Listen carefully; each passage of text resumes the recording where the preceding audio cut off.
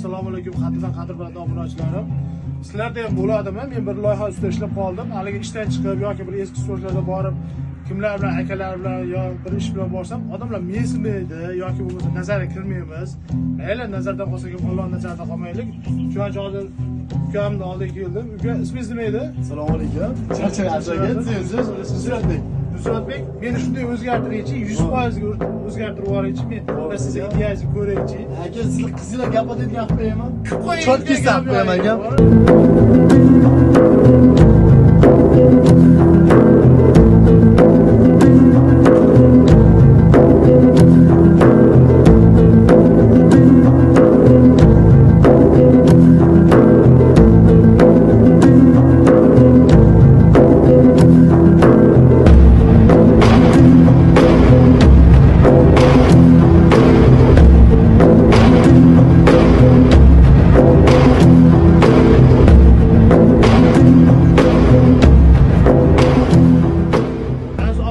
Agar yoqqan bo'lsa, haqiqatdan o'zgarilgan bo'lsa, bu yerda lokatsiyasi bilan qiziqqanlarga Bo'yda tumani Hakimda joylashib, yana qanday qulayliklar bor?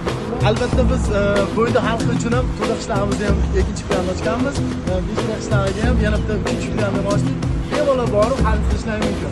Hamon do'konimizda hamyonbop narsalar. Barchaga qolamiz.